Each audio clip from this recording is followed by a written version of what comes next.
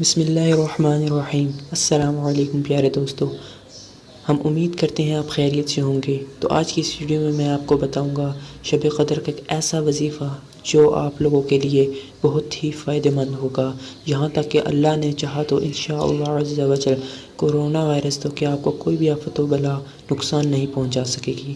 تو ویڈیو کو شروع سے لے کر اینڈ تک لازمی دیکھیے گا اور ویڈیو کو لائک اینڈ شیئر کومنٹ کر دیجیے گا، اور ہم نیکسٹ ویڈیو کس ٹاپک پر بنائیں کومنٹ میں لازمی بتائیے گا۔ ویڈیو کو سٹارٹ کرنے سے پہلے ہماری ایک درخواست ہے، جو لوگ ہمارے چینل پر نیو آئے ہیں وہ اس چینل کو سبسکرائب کر لیجیے اور بیل آئیکن کو پریس کر لیجیے تاکہ آپ کو ہر آنے والی نیو ویڈیو کا نوٹیفیکیشن مل سکے۔ تو چلیں ویڈیو کو سٹارٹ کرتے ہیں۔ تو آج انشاءاللہ عز و جل میں آپ کے سامنے شب قدر کا ایک وظیفہ بیان کرتا ہوں۔ میرے شیخ طریقت امیر اہل سنت دامت برکاتہ العالیہ نے اپنی مایہ ناز تصنیف فیضان رمضان میں ایک عمل تحریر فرمایا ہے۔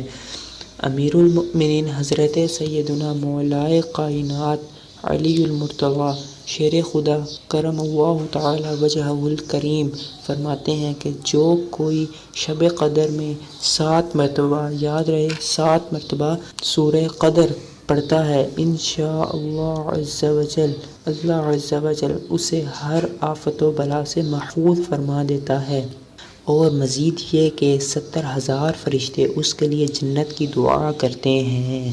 صلو علی الحبیب صلی اللہ تعالی علی محمد صلی اللہ تعالی علیہ وآلہ وسلم۔